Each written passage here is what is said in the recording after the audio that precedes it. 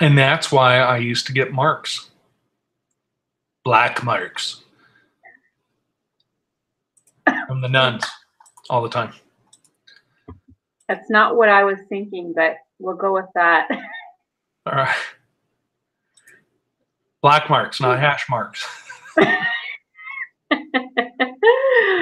Good morning, family. Hello, everybody. Or as we say here in Arizona, howdy.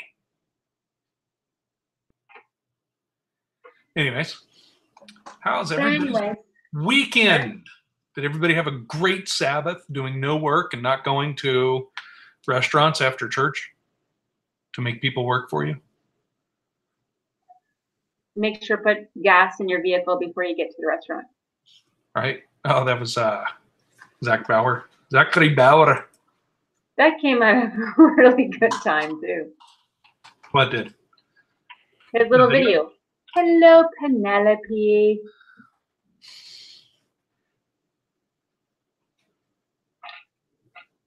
And that. And we got Carrie and Debbie, Carrie, and Penelope. And Gwen. Yeah. That's me. Are you sure? I'm distracted. Okay. Hi, distracted. I was just reading because I had just flipped my Bible open. And I read, he who gives the right answer kisses the lips.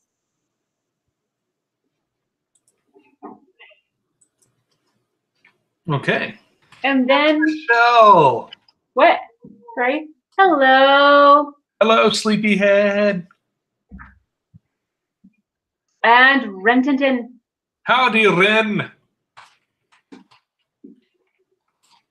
Anyways, that. So you were just open to what? Well, Proverbs. I think we all need to meditate there for a while. There's like some good stuff in there. Like prepare your outside work. Make it fit for yourself in the field. And afterward, build your house. We have it all backwards, man. Wait, what was it? Field first, then build your house. Field first. Make it fit for yourself. That takes some time. Like what does that imply? That you would be living on the outskirts of your field in a temporary dwelling, or in the center of them, or in the center, and waiting until it's a fit for you, and then you go build your house. It's got to mean something. Make it fit for yourself in the field.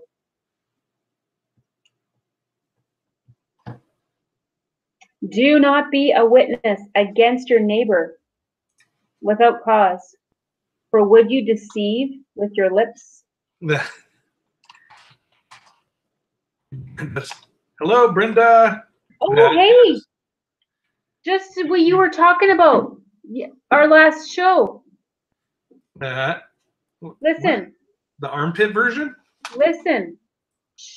Do not say, I will do to him just as he's done to me. I will render to the man according to his work.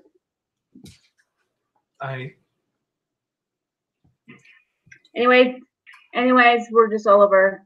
You haven't had coffee yet? Let's have a moment of silence for Michelle.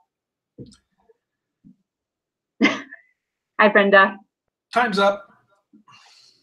That's not even enough time to push a button or fill a coffee pot. I don't like it when the part in my hair. Hang on a second. So, this is what I'm thinking about, right? Bedhead. Just a minute while I fix my hair. Bedhead. With a pencil crown. Yep, I had some. Still kind of do. Got some serious bedhead going on today. And that, I'm not Wayne Newton. All right. Anyways. Oh. In Matthew 10:30, right? Matthew 10:30. I want your pancakes. Yeah, when Yeshua is talking about our value to Abba, right? 29. Well, 28. And fear not them which kill the body, but are not able to kill the soul, but rather fear him which is able to destroy both soul and body in hell. 29. Are not 2 sparrows sold for a farthing, and one of them shall not fall on the ground without your Father? 30. But the very hairs of your head are all numbered.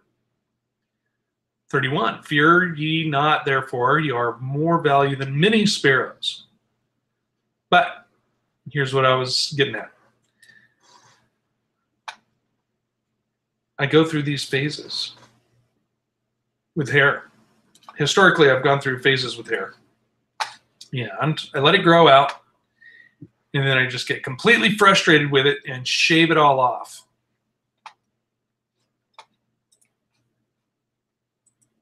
I know, fascinating, huh? I'm listening, and I'm being a good listener. But it just reminded me of the same thing with the vine, right? Okay. If it's not producing fruit, we're going to cut that branch off and huck it in the fire. Although I do not burn my hair because yuck. You don't cut the whole tree off, though. You just cut a limb off. I prune it all. Yeah, but I prune all the hairs back. All right. Okay. Carry on. I was just likening it to that, right? And it's interesting too that, like, after a Nazarite vow, shave off all your body hair, all your hair. It says all your hair. Or if you break the vow. So what's up with that? You have more hair than me, so you're more experienced. Why don't you fill us in? Fill us in about the Nazarite vow? Just about hair. About hair. I still am convinced that, unpopular opinion alert, that shaving ourselves routinely is of the devil. I do. I think it's the wiles of the devil. Because look at everywhere where we shave our hair for vanity. Okay. Right? So it used to be just women shaving under their arms. Right? And then we had the advent of breast cancer and lymphoma in the armpits. Right? So I think the hair has something to do with being able to remove toxins properly. And then we get to, everybody has to do a Brazilian bikini wax. Doing the downstairs hair, right?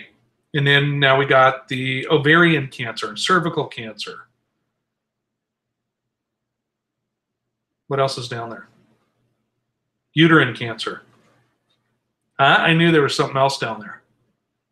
Okay. All right. But now this vanity, this satanic vanity, has spread to men also, right? Where they have to remove all their body hair and remove all their special hair.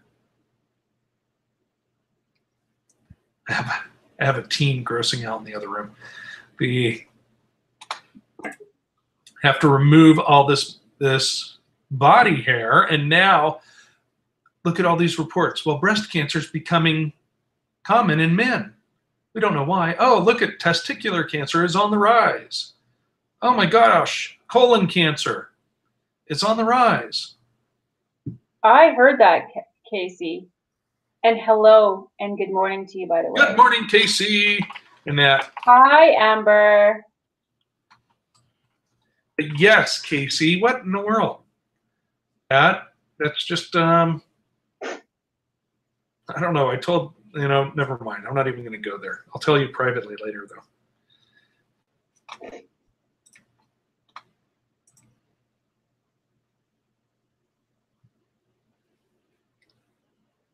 Just remind me about the playhouse up at Lisa's. A little kid. Okay. Anyways. I think that when we pull ourselves away, we see this in the New Age, circles, or I guess I'll just use New Age because I don't know any other name right now to blanket this group of people where they're, trying to, be green, not pollute the earth or their bodies. And how a lot of these people, when they separate themselves from the normal system of how to produce food, and they start producing their own food, and they pull away from society as we know it in the city, or in larger towns. When you have these people groups pulling away from big towns, big cities, big corporations, big grocery stores, you start to see that women got hairy legs and hairy armpits, and their eyebrows are beginning to look bushy, and they dress differently because they're trying to find fabrics that aren't easily shredded. And so I think that it's a testament to the cause and effect of pulling away and separating yourselves from any group, right? Like you pull away from, for instance, we pull away from some of the things in our old life, right? Like, yeah, there were lots of bikers that I used to hang around with, but when I was around them, I looked like them. I talked like them. I dressed like them. And not saying that there's anything wrong with any of it, but when I stopped hanging around so much with the majority of people that were of that lifestyle, my daily choices of where I ate, what I dressed like changed because you pull away. So naturally you will start to become a chameleon according to your environment.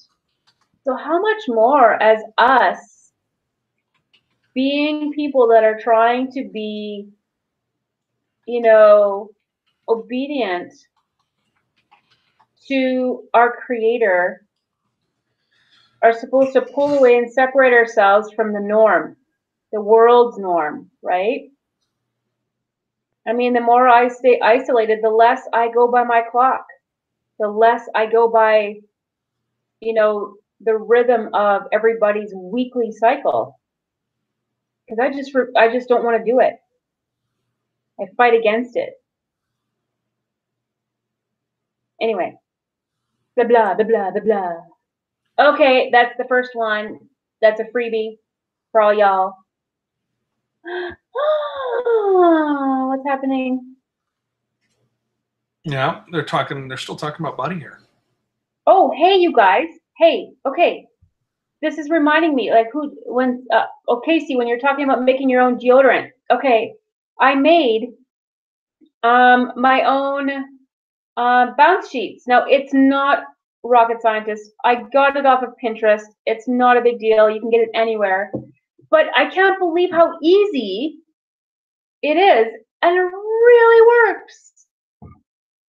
Your measurement is like a half a cup of vinegar and add the oils that you want. Like just the smell, the fragrance that you want. And you leave it soaking in your little jar that's on your dryer. And you take a sheet out, you give it a little squish to make sure some of the liquid gets back into the jar. And you throw it into the dryer. You eliminate so many chemicals that are sitting on your clothes and that were being eliminated into your environment, right? Like outside and inside your house. And then, same with laundry soap. Okay, so I just probably saved myself a bagazillion dollars by doing that, right? It took me 10 minutes. And now I have forever bounce sheets. Forever.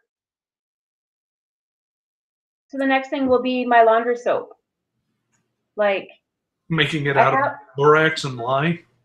Well, I have this stuff called Pink Solution that I bought like a million years ago. And I knew you were older than me. Okay, anyways. Wiser, maybe. Okay, no, just kidding. This pink solution is universal. It depends. It's just like this goop. It's like really, the consistency is like butter, right? And you put different measurements, and then you just mix water. And then if your oils, you want to mix some oils in there. Different amounts of this pink solution that you add. It can be for your wood floors, for your vinyl floors, for your windows. And also for laundry, taking out stains. So this pink solution is made up of lots of really good stuff, and it goes a really long way. Like that container will probably last me 5 years. And what? You're paying maybe $20 a month for washing, like for laundry soap. That's anyway, so I'm not like Miss Natural person, but I'm making these adjustments to, my daily life, just tiny adjustments, minuscule. But my girls are going to go out there and go shopping for their laundry. They don't ever have to buy bounce sheets ever again, which is awesome. Anyways.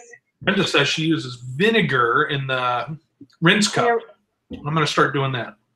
Yeah. With my husband's work clothes, I have to put a little bit of extra oils in there, like probably like lemon, something citrusy, because his pants just are, his jeans from working are a little bit intense.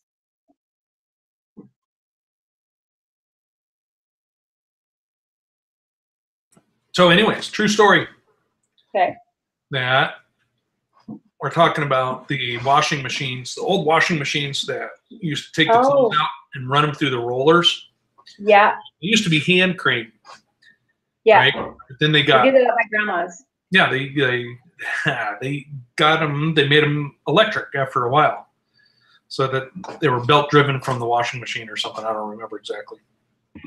But my father-in-law, my wife's dad, when he was a kid, and his mom was doing laundry, she was like telling him to get out of the way and yelling at him and stuff. And anyway, somehow he got his hands stuck in that roller, and it rolled through like past his elbow, right? And he's screaming, of course, right? Because they didn't make baby machines back then.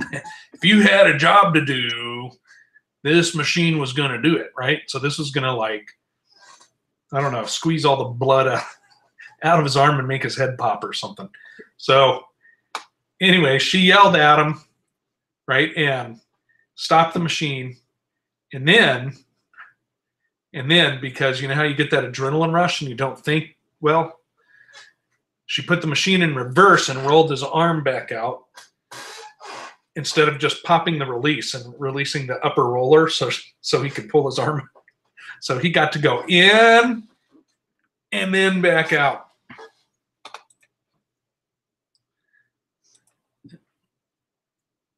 Anyways, his arm was broken. True story. His arm, like every bone in his arm, I would imagine. Carrie Stretch Armstrong. Bad. Yeah. Yep. I remember doing that at my grandma's, having like the roller washing machine. Oy vey. My grandmother, she used to get the clothes pretty darn near dry, squeezing the water out of them. Yeah. Well,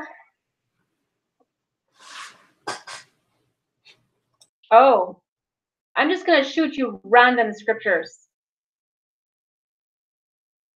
Oh, shoot, where did it go? Oh, okay. A word fitly spoken is like apples of gold in settings of silver. Like an earring of gold and an ornament of fine gold is a wise rebuker to the obedient ear. It's amazing which scriptures grab my eye, hey? We should have one of those things that everybody makes. What kind of person are you? Or what kind of whatever. You can say, what kind of scriptures and proverbs jump out to you can tell you a lot about who you really are.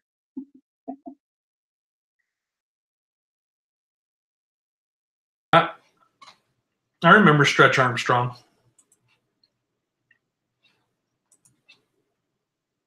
Weird how they used to have these toys that only did like one thing. Like those things that look like a, oh wait, saucer, wait.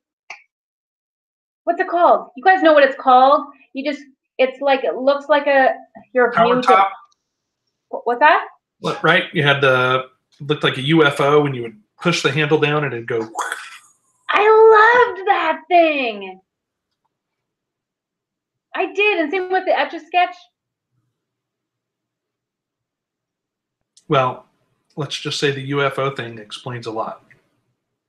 It tells me about who I really am.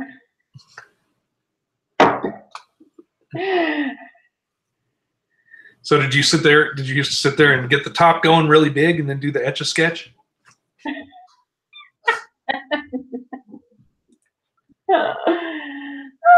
Okay. Mr. Potato Head. No, I never liked that thing. That thing freaked me out. I used to be so jealous when I'd go over to people's house and they would have like Lincoln logs.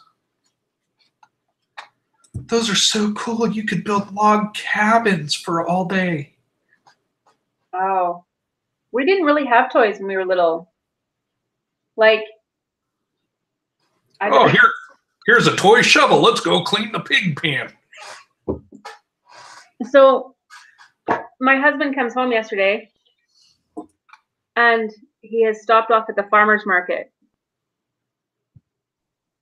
And he's like, these girls, he's talking to our girls, right? He's like, girls, these are real carrots. These are real blueberries. What? That was my face. Yeah, that's right. What Carrie said. So am I so used to the abuse I didn't even notice it? I don't know. Let me see that carrot again. Oh, you might need your glasses. Okay, here's a bigger one. He said they're real carrots? Yeah, like from the farmer's market. And they taste, you know what? The carrots that you buy in the store, they're not real carrots. They're fake. They're pretend. Anyway, these ones actually do taste sweet because they always say like carrots are a sweet vegetable. But honestly, when I eat these ones, they do taste sweet. And thank goodness it only takes 3 seconds to eat it because I'm a very impatient eater. I just want to get it done. Well, I'm not an impatient eater. I think either way, I just want to get the job done. So if I'm driving somewhere, I just want to get there, get her done. So, but I have evolved. From that. We just got back from the organic store. If there's construction, oh, that looks so beautiful. Purple carrots. Are you going to make a stew or a soup? Orange carrots. What you going to make? Tabbouleh? I don't know what that is. But anyway, back to what I was saying.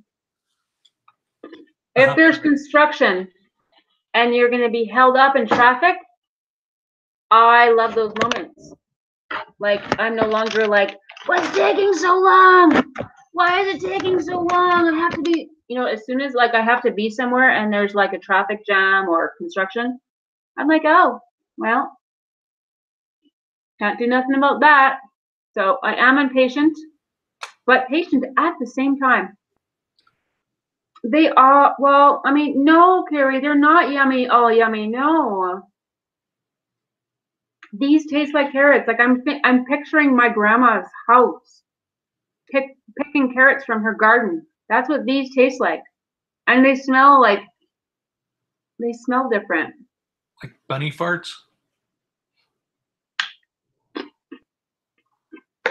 Whatever.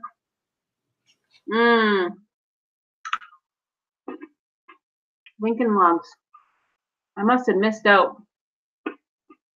Yeah, we didn't have much toys. Or toys at all, really. Yeah, we had lots of dirt, Dee. And tall, tall grass. The kind that when you're little you could hide in. So we would mow pathways and make like little fort paths. Yeah. All right. That was awesome. Oh yeah.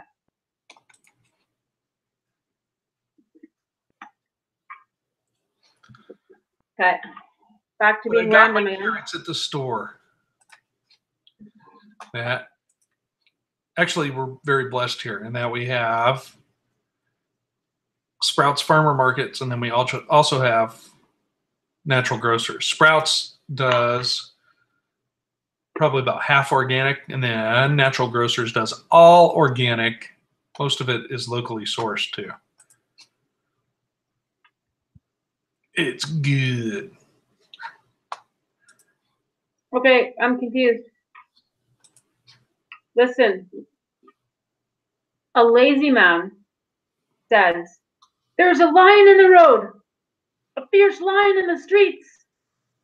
As the door turns on its hinges, so does a lazy man on his bed. The lazy man buries his head in a bowl. It wearies him to bring it back to his mouth.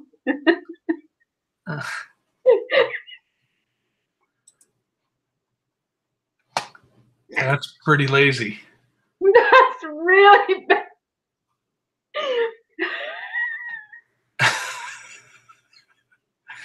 See, everybody, Abba has a sense of humor. It's just okay, but honk! All of a sudden, this giant carrot shoots out her nose. Okay, but what was confusing me is, oh right, because he's not doing anything. He's like, "There's a lion in the road."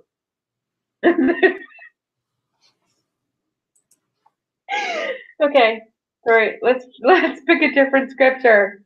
Okay.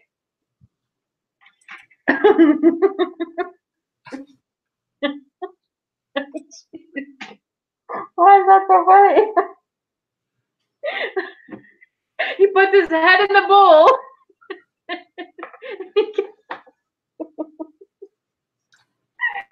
Okay, sorry.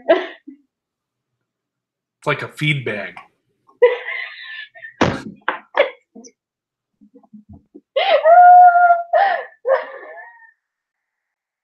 I don't feel so bad now. So when you're feeling like you're a lazy couch potato, but you kind of get up to get yourself a coffee, but you go back to the couch, you're not that lazy. Okay, can't see anything, I'm blind. Okay. All right. All right.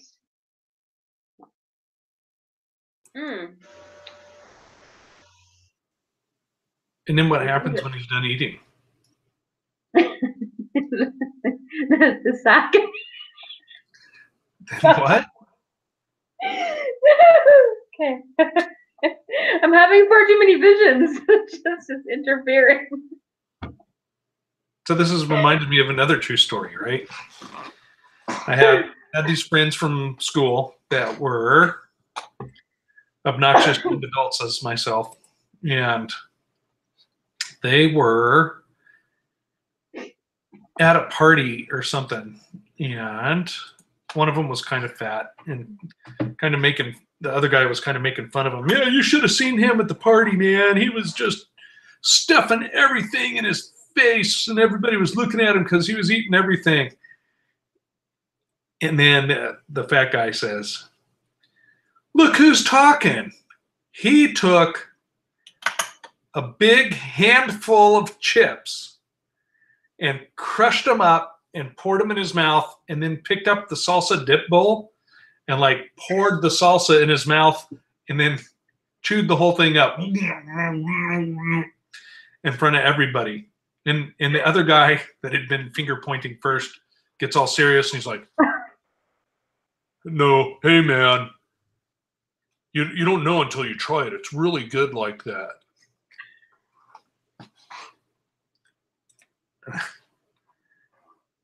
I don't know. So that's kind of not quite the lazy man sticking his head in the bowl, though. Well, I mean, almost. Or getting his head stuck in the bowl or the sack. Like the monkey that reaches in to grab the piece of fruit and gets its hand stuck. Okay. Actually, the heavyset guy, too, one time went to this Chinese buffet. This other guy. Okay. And the other guy was like, "Oh, that food was so horrible. It was so gross." And the heavyset guy was like, "Oh, no, man, it's good. They got like steamed vegetables and stuff like that." And the other guy was saying, and then when we walked in, everybody's like, "Oh, hi, how you doing?" Like they all knew his name and everything. And I feel bad because I said, "Did they tell him, right this way, your steam table is ready?" But alas. Okay, I'm looking for other scriptures. No, it's smiling that takes less energy than frowning. That's what I meant. Laughing takes less muscles. No, smiling. Laughing uses your whole body. Okay, fine. Okay, just go back and watch the video and look how many muscles you're using laughing, because you're like, okay, fine, you're right. What? Okay, fine. Right, you're right. I can see. You're like one of those things. You're like one of those rides at the park that's on a spring, or a Jack in the Box that just pops up. It's all going. Well, that's only because I'm on screen and I don't know how ugly it's gonna get, so I have to go to the side. As long as we don't start snorting, we're okay. Oh, all right. Come on now. The other part that talks about the hair of your head being numbered. What's that all about? Okay? Yep, and it's interesting how they each remember it, but starting in 12:5. But I will forewarn you, whom ye shall fear him, which after he hath killed hath power to cast into hell. Yea, I say unto you, fear him. Are not 5 sparrows sold for 2 farthings, and not one of them is forgotten before God? But even the very hairs of your head are all numbered. Fear not, therefore. Ye are of more value than many sparrows. You know, just conveying the reality that his eyes are on us. Okay.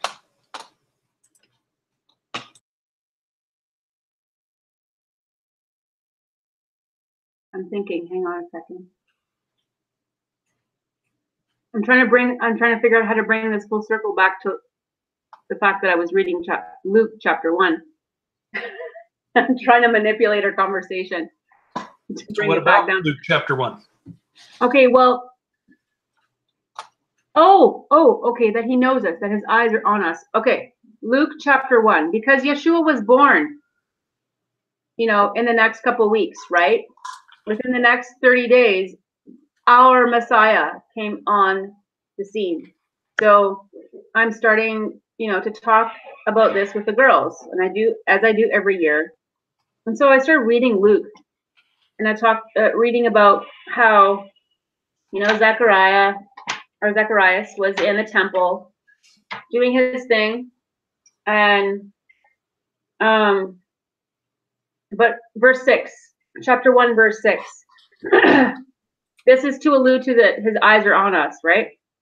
Okay. It says, and they were both righteous before God, walking in all the commandments and ordinances of the Lord blameless.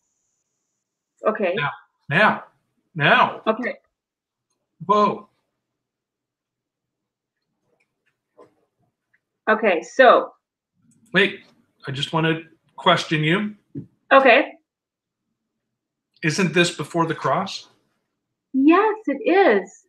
Thank you for asking. And they were what was making them righteous? What made them righteous is that they were walking in all the commandments and the ordinances. That's what made them righteous. That's what made them blameless. And I was talking to my girls about this.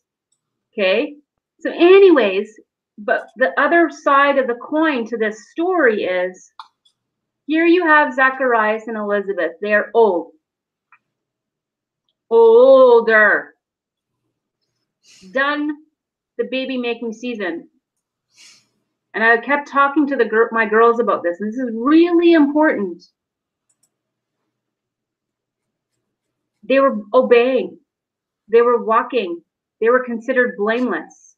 Why weren't their heart's desire to have a child answered during the window or whatever, window or out of the window?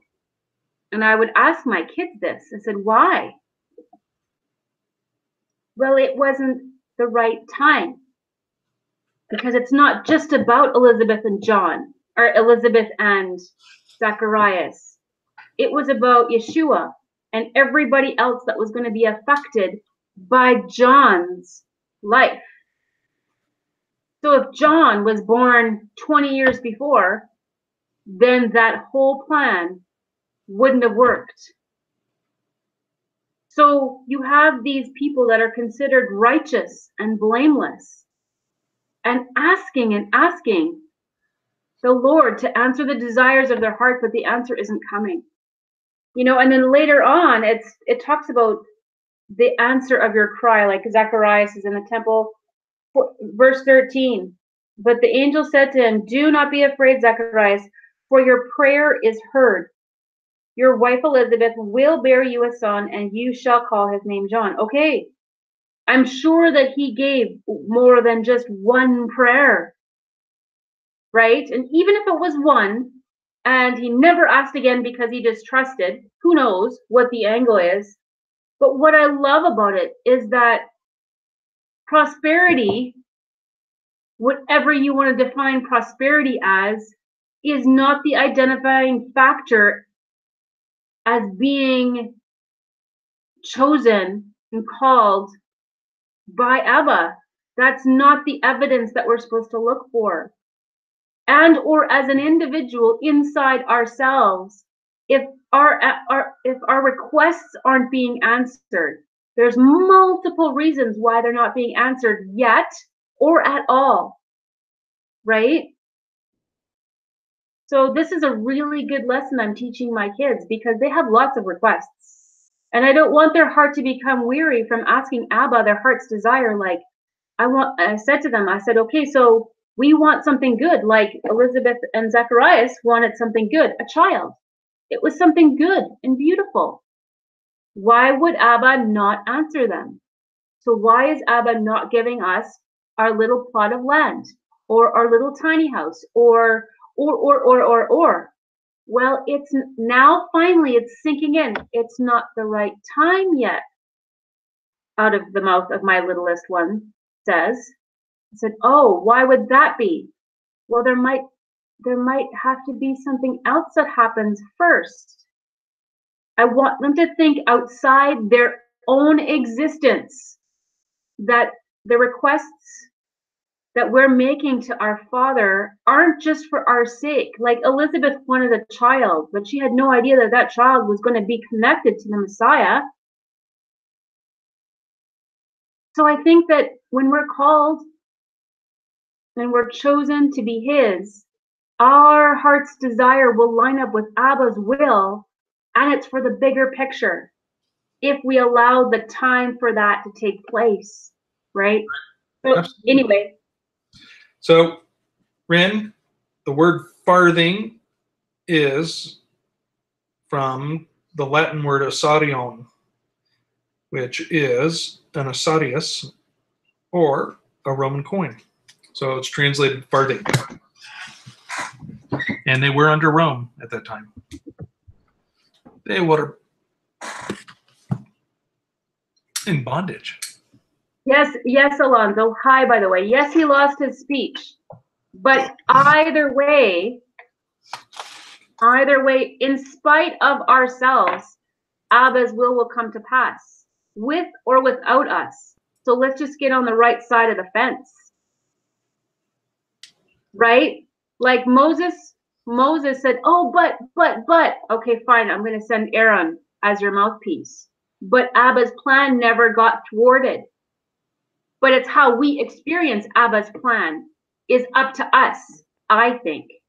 How we respond to Abba's plan will be how we experience the manifestation through our life. So regardless, if Moses would have said, oh, Lord, send me, and have been confident in his who he is, and that the creator of the heavens and earth is talking to him and choosing him.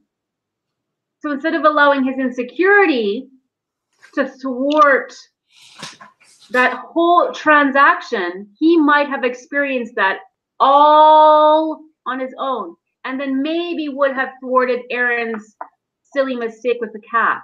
Who knows? So let me ask you this. Pardon?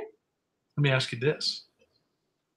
Do you believe that if Moses had been the person that said, yeah, take me, send me right now, that his descendants would have been the priest line? Ooh, I don't know. Because ultimately the way it all turned out to be would have been maybe very, very different. How the priests were supposed to be, that might have been all very different. I don't think so. I think it would have remained the same because they were modeling everything after what Moses was shown. Oh, okay, okay, right. But I think that the whole consequence of Aaron's choice, it went through his lineage, right? Like, I think that how that all would have looked much different, like same but different.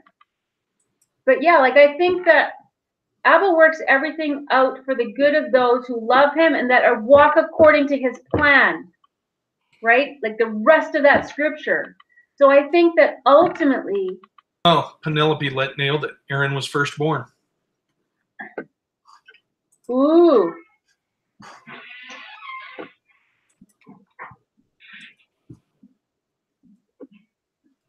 Ooh, that is a gooder, Penelope. You know what? I think that when we can try to humble ourselves as much as possible, not false humility, but humble ourselves, how we experience what God wants to do through us will be a very different experience than if we resist his plan. But either way, he's going to have his plan come to pass with your permission or not. Right. The less fighting that we do. That you say not false humility, because you just reminded me, I was present when this Catholic grandmother was trying to, I don't remember what it was. She was teaching her grandson how to say grace or something. And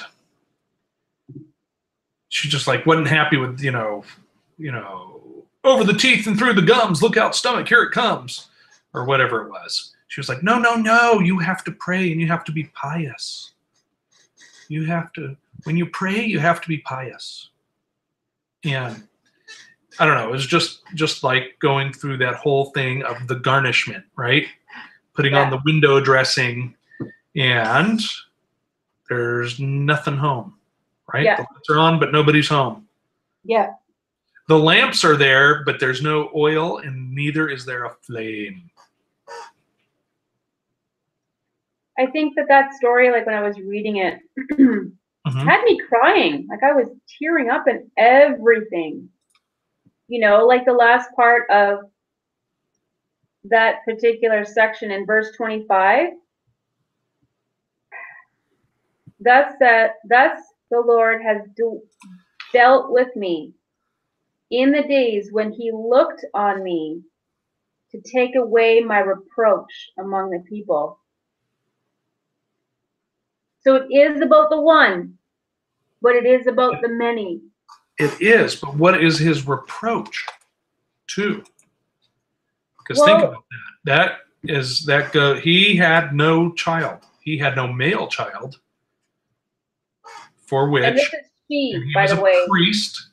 Okay, I believe the theory is correct that Zacharias was the high priest, and then he was murdered by the politically motivated high priest clan, whatever they are, the Edomites that took over the high priest position. And right goes high priest, son.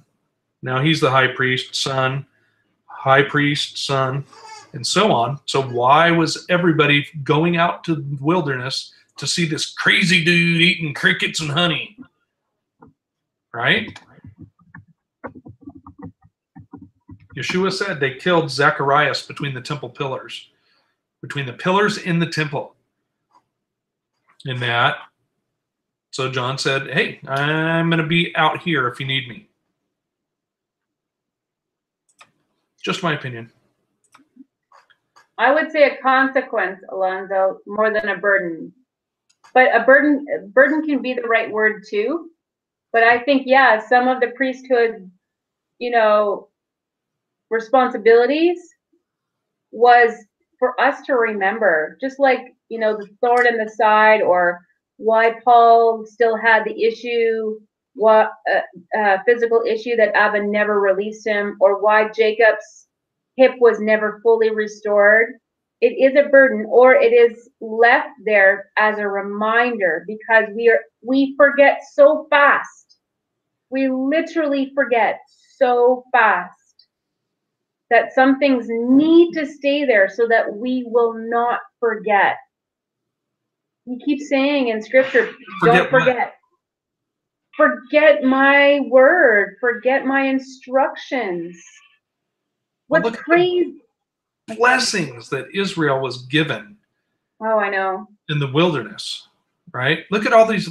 Okay, I think that bondage in Egypt is very much like the bondage we see now, right?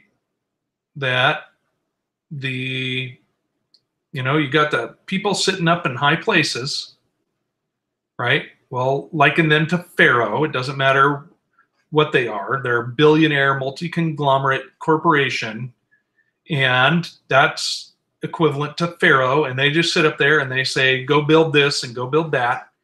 And then you have the worker bees that are stuck in the system of usury, right? Well, I'm going to go back to Pharaoh and I'm going to borrow the gold and the silver to build my house, to buy my chariots, to buy my car.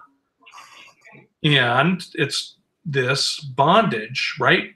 But we have this same mindset in society that we did then, which is instant gratification. I'm hungry. Yeah. I'm going to go get McDonald's and swipe my card, right?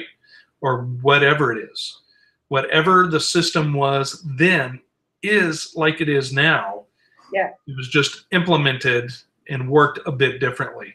And well, we have that when people all these people out into the desert to go camping, right? This sucks. I want Taco Bell.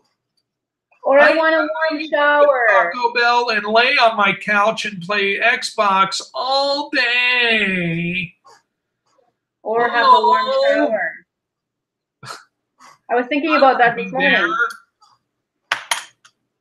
Warm showers. Warm showers. Yeah, like you go camping and you don't have warm water.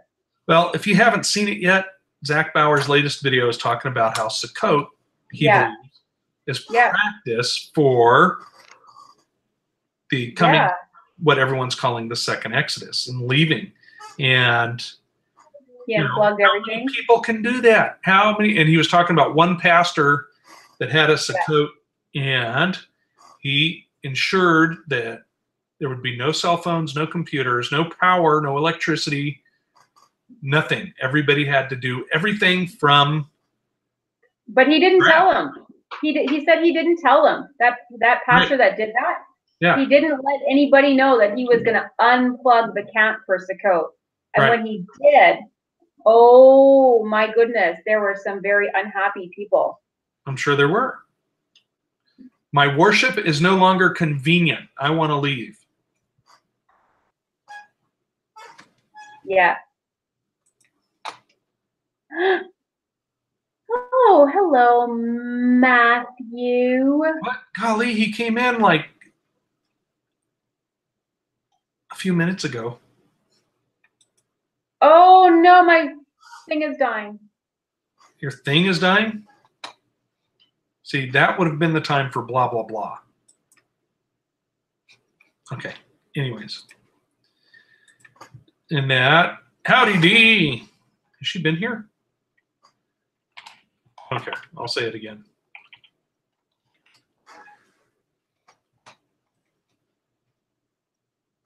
Are you frozen? She's. Oh, now we get the mobile going. Sorry. No, that's quite all right. That's quite all right. Now I have to use one hand. Oh, I hear myself complaining. You complaining? I don't complain. Oh, my daughter. Yeah, sometimes. Listen, I don't need to hear from the peanut gallery. Shush! Dun, dun. So where did that saying come from, the peanut gallery? Oh no. Is it a bad place? Tell me so that I may not sin. Okay, I have to put you down now while I do this. It's where they had the low cost seats at an event. Okay. Right. And so of course there were people that were perhaps had less manners than the people in the more expensive seats. Right? Okay.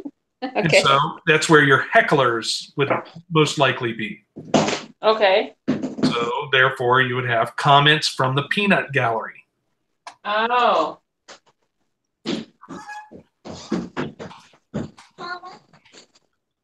Not yet, babe.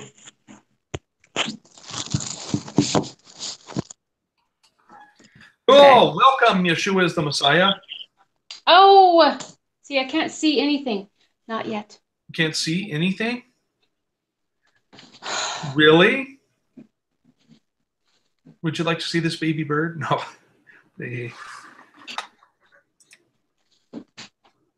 Speaking of comments from the peanut gallery, I just got a scoldery throat clearing from the other room.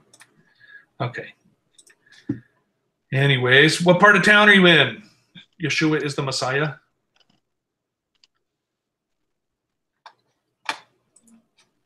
I would imagine if you know Jimmy from Tucson, you're probably on the other side of the mountains.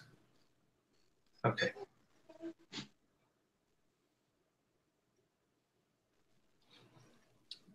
I have no idea how far behind the video is.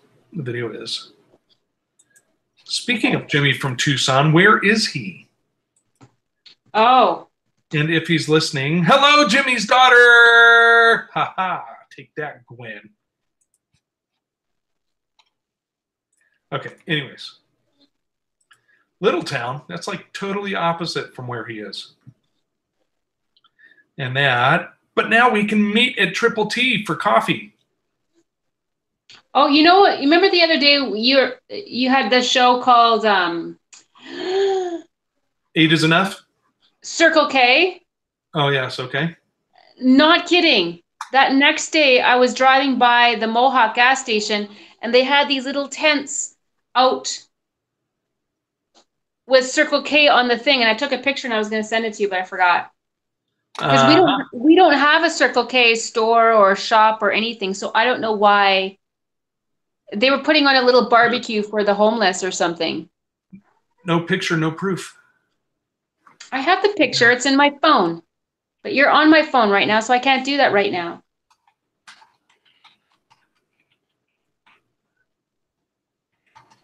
Okay.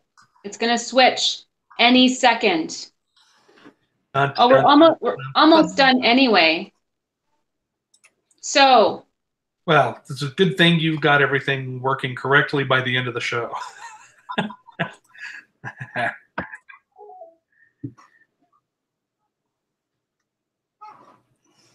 So we have two Gwens. Oh my goodness. No, I have it off now. It's when we need to cue up like that Omen music. Anyali. We usually make a little, I was going to say, when we do Yeshua's birthday, the girls always want to make a little cake. A little cake, a little birthday cake. What? I do. We're still doing it as if I'm saying that we're not going to do it. Oh. So that's why I got just bringing all together why I was in Luke, chapter 1, why am I talking about Yeshua and Elizabeth and Zacharias and the whole kit and caboodle. It's because his birth is coming up, right? It's not just trumpets, it's not just atonement, it's not just tabernacles, it's also the birth of our Messiah. Right. And it depends. There's a lot of different studies you can do on that, and I urge everybody to study it out. Right. Rob has a good study. Rob Skiba has a good study. He thinks it's that Yeshua was born September 11th. If you have a companion Bible or can find the footnotes for the companion Bible by E.W. Bullinger, the flat Earth guy. If you can find the footnotes on that, he has a whole footnote on the course of Abaya, which is what Luke opens with, which is how people to calculate when Yeshua was born. You'll have people say it was March. Well, in March, there's no green grass and sheep in the field in Israel. I know because I live on the same parallel as Israel. So I find it interesting. If it's September 11th, that means that by that calendar, it would be in the 6th month that he was born, not on the 7th. Right. Very interesting. All of it's very interesting. We kind of do it between like the 11th and the 22nd. Each year it's a little bit different because I haven't thoroughly studied it out. So I just kind of pick a time in between that frame for now. That's the priestly courses are done, right? The priests serve twice a year individually, depending on who they're descended from. And Zacharias was descended from Abaya. And then there was the big feasts that all the priests were required to work, right? Like, for example, the feast, Sukkot, when all the males are required to be at the temple, if there was a temple, right? So, 'tis what it is. Yes. At any rate, you can totally count it out because it starts at the beginning with Passover being the first one, and then first fruits, and then you can count them all down and find out which courses each priest is going to be working or was working. Like on the calendar that I'm working on, I haven't worked on it for a while, but it also has like the priests listed, like which, bless you. Oh, that was a yawn. Which priest is doing what in what week.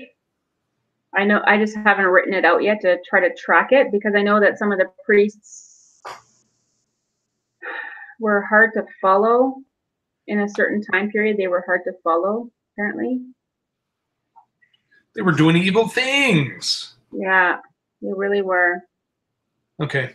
Anyways, everybody, we love you, and I hope everybody listening to this now or in the future watching the tape program, remember Abba has blessed you, and let him double bless you. Yeah. With this and in your life for this day. And enjoy it.